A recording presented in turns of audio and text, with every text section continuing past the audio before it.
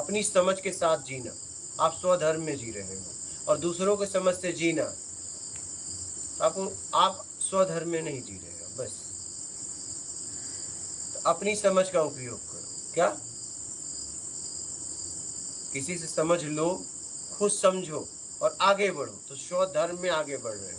और पता चला आपके तो समझ में आया ही नहीं, लेकिन उसने थोप दिया, आप उसमें जी रहे हो, तो वो आपको घुटन देगा, दबाव देगा, संकोच देगा। तो अपनी समझ से चलो। तो स्वधर्म की परिभाषा ये है, अपनी समझ से चलना। क्या समझ के सावधानी से। अपनी सावधानी तो जब आपके पास समझ रहेगी तो सावधानी रहेगी, और समझ ही नहीं रहेगी सावधानी कहाँ अपनाओगे? क्या सावधान रहोगे?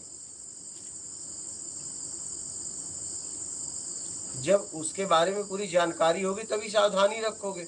अब जानकारी ही नहीं है तो सावधानी कैसे? जैसे छोटे बच्चे देख लो, सांप को, बिस्तुइया को, ऐसे किसी को भी हाथ पे पकड़ के ऐसे खाने लगते, क्योंकि उनके पास, अब क्या उन्हें पता नहीं वो काटेगा, छुरा दे दो मुंह में ऐसे डालेंगे, क्योंकि उनके पास समझ नहीं है। तो समझ नहीं तो सावधानी नहीं। हाँ, समझ है तभी सावधानी आप रख सकते हो। अगर समझ नहीं तो सावधान हो भी नहीं सकते आप। तो पहले समझ, बाद में सावधान आप रहोगे।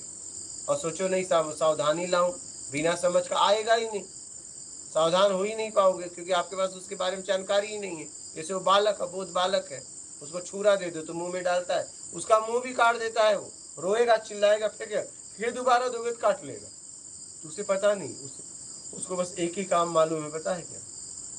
खाना, मल साफ करना नहीं।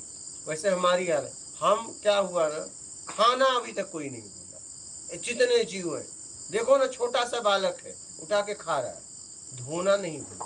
क्या ये खाना नहीं भूला, धोना भूल गया।